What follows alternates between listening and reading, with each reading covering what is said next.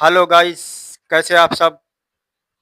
शायद आपको पिछली स्टोरी मेरी कुछ ज़्यादा खास नहीं लगी, इसीलिए आपने ना लाइक करा ना कमेंट करा, ना ही किसी ने कोई सब्सक्राइब करा। फिलहाल आज फिर मैं एक नई स्टोरी आपके सामने लेकर बैठा हूँ। इस कहानी का टाइटल है बूढ़ा तांत्रिक। एक गांव था, हाईवे के पास हाईवे के पास एक गांव था। उसी हाईवे पे एक थोड़ा सा दूर पुल था, थोड़ा बड़ा पुल था। उसमें पुल के पास रास्ता कटी हुई है। रास्ता कटी से 10 से 12 किलोमीटर दूरी पे एक गांव बसा था। उस गांव के लोग हाईवे से 50-60 किलोमीटर दूर व्यापार करते थे, अपना कारोबार करते थे। वहां पर सब लोग आते जाते और चहल पहल ज्यादा होती थी, क्योंकि गांव में सिर्फ गांव की ही चीजें बिक सकती है। और बाहर जाकर सब चीजें बेचते थे, वहां से गांव लाते थे, शहर से गांव लाते थे, वहां बेचते थे। इस तरीके से कारोबार चलता था। उसी गांव में एक गांव बड़ा खुशहाल था। उसी गांव में एक घटना हुई थी। घटना इस तरीके से हुई थी, उस गांव में 75 साल का एक बूढ़ा आदमी रहता था। उस बूढ़े आदमी की बहुत ही लंबी कहानी है, आप ध्यान से सुनिएगा। लोग बताते हैं उस गांव में कि उस घर में जो बूढ़ा आदमी रहता था उसका नाम मनोज था। वो मनोज अपनी पूरी लाइफ में तंत्र विद्या हासिल की, बहुत ही बड़ा तांत्रिक बना और काली शक्तियों के साथ वो पैदा हुआ था। जब वो पैदा हुआ था तो वो महज 3 साल का हो पाया था। जब वो 3 साल का हुआ तो उसकी काली शक्तियां उसे आगमन करने लगी, उसे शक्तियां देने लगी। जब वो काली शक्तियां उस वो हासिल करने लगा 3 साल की उम्र में। जब वो बच्चा बोल नहीं सकता तो कैसे हासिल करेगा। लेकिन काली शक्तियां अपने तरीके से, अपने तंत्र से उसे शक्तियां देती थी। वो किसी से बोलता नहीं था, किसी से हंसता खेलता नहीं था, किसी के साथ, बच्चों के साथ खेलने भी नहीं जाया करता था। वो सिर्फ अपने घर पर बैठा रहता था। उसकी माँ बाप बताते थे कि जा बेटा खेलने जा बच्चों संग, यहाँ क्या कर रहा है। लेकिन वो कुछ नहीं करता था। शाम को खाना भी वो बहुत ही कम खाता था और सुबह को कुछ नहीं खाता था। सिर्फ अपनी पढ़ाई में, अपने मन में जो पढ़ता था वो उसमें लगा रहता था। माँ बाप को नहीं पता था ये सब। इस तरीके से वो बढ़ता रहा। जब 5 साल की उम्र हुई उसकी, तो उसकी शक्तियां दिखने लगी। उसे खुद दिखने लगी कि मेरे अंदर क्या बदलाव हो रहे हैं, क्या चेंजेस आए हुए हैं। इस तरीके से वो बहुत ही अपने अंदर शक्तिशाली महसूस करने लगा था। अब जब 5 साल का हुआ तो बच्चों से बाहर देखता था उन्हें, बच्चों को खेलता हुआ अपने दरवाजे से, कि बच्चे खेल रहे हैं। तो अपनी शक्तियों से, अपनी आंखों की शक्तियों से वो उनके संग करने लगा। कोई चीज क्या कर दिया, कोई मटका लेके आ रहे हो उसका मटका फोड़ दिया, कोई क्या कर रहे हैं, मतलब इस तरीके से वो बहुत ही गांव में शरारत करने लगा था। अब वो घर में दिन भर रहता था और शाम को वो गांव से बाहर निकल के नहर, जंगल के अंदर, एक जंगल भी पास में था, जंगल में जाकर नहर के पास बैठकर वो अपनी तांत्रिक विद्या हासिल करता था। उस तांत्रिक विद्या हासिल करने के बाद वो जब सुबह, रात भर हासिल करता, जब सुबह होती थी वो सुबह से पहले पहले अपने घर आ जाता कि माँ बाप को पता न लगे। जब इस तरीके से 15-20 दिन गुजर गए, माँ बाप को नहीं पता लगा। अब वो एक दिन जब वो घर से निकला बाहर, तो उसके पैर में एक मटका धोखे से पड़ गया। तो मटका वो लोहे का था, लोहे या तांबे का, किसी का भी। तो वो लगा, तो वो खटखट करने लगा। उसकी माँ उठ गई, उठ के देखा कि मनोज अपने कमरे में है नहीं। उस लड़के का नाम मनोज था।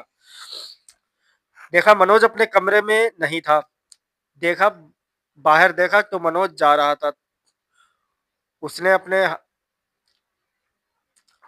बूढ़ा ने अपने पति को उठाया, पति को उठाकर कहा, देखो मनोज इतनी रात में जंगल की तरफ जा रहा है, जल्दी उठिए। अब वो उठे, उठ के मनोज के पीछे पीछे चल दिए। चलते चलते जंगल के पार नहर के आधी दूर जाकर एक नहर पड़ी। नहर के पास ही उसकी झोपड़पट्टी पड़ी हुई थी, जिस जगह वो साधना तंत्र करता था। बैठता है वहां पर, अपना तंत्र में व्यस्त हो जाता है। उसके माँ बाप भी आके छुपते छुपाते उसे देखते हैं। जैसे ही वो मगन होता है अपनी शक्तियों में, तभी उसकी माँ वहां पर आ जाती हैं और मनोज से जोर जोर से मनोज से चिल्लाकर कहती है, ये सब क्या कर रहा है तू? तू किन काली शक्तियों के पीछे पड़ा हुआ है? इस तरीके से काफी उसे चिल्लाती है उसके ऊपर। चिल्लाने के बाद मनोज अपनी साधना में आंखें बंद करके व्यस्त था।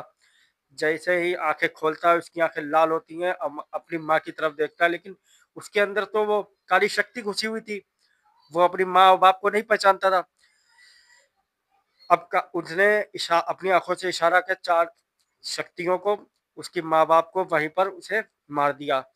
अब वो सुबह होता है, जब उसके अंदर से शक्तियां थोड़ी कम होती है, उसकी साधना पूरी होती है, तो देखता मेरे माँ बाप मर चुके हैं। इन्हें मेरी शक्तियों ने मार डाला है। इस तरीके से वो लोग, मनोज इस तरीके से अपने माँ बाप की वहीं पर लाश जलाकर वहीं पर नहर में पानी राख को बहा देता है। जब घर आता है, गांव वाले पूछते हैं कि तेरे माँ बाप कहाँ गए? वो कुछ नहीं बोलता है। गांव वाले बहुत चिल्लाते हैं उसके ऊपर, लेकिन वो कुछ नहीं बोलता है।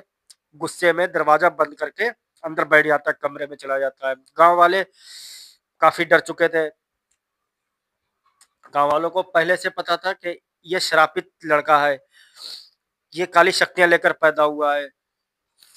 अब वो गांव वाले उसके पास आना भी नहीं पसंद करते, ना उसके घर के पास आना पसंद करते थे। मतलब उसे बिल्कुल घर से, गांव से निकाल दिया था। वो अब अपने कमरे में रहता था, ज्यादातर कमरे में ही अपनी साधना विद्या करने लगा था।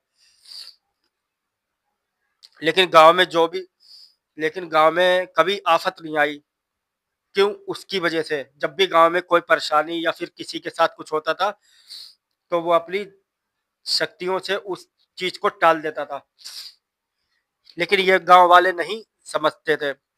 गांव वाले तो यही सोचते थे, यही उनके समझ में था कि सब जो कुछ गांव में अनहोनी या कुछ गलत चीजें होती हैं, वो इसकी वजह से, इस मनोज की वजह से होती हैं।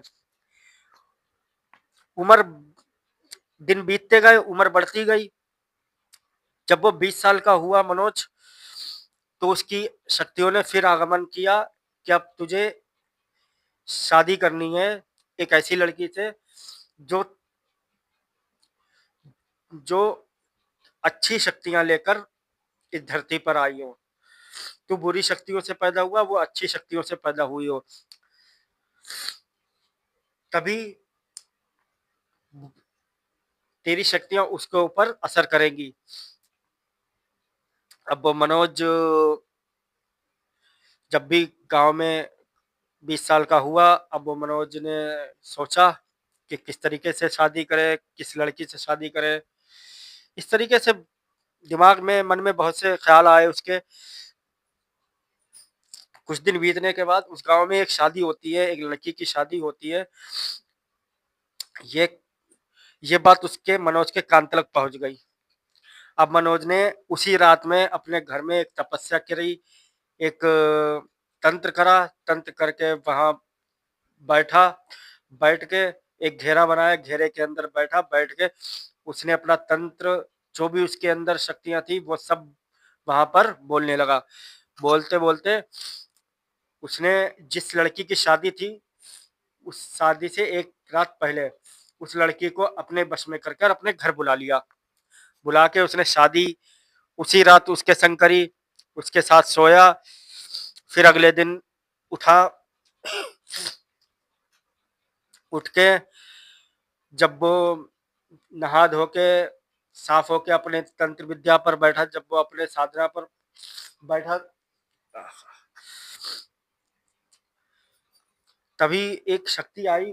तो उसने उससे कहा कि जिस लड़की को तू लाया है ये वो लड़की नहीं है, मैंने तुझे बताया है उस लड़की को ला जो अच्छी शक्तियां लेकर पैदा हुई है। अगली कहानी अगले एपिसोड में। बहुत तेज नजला है।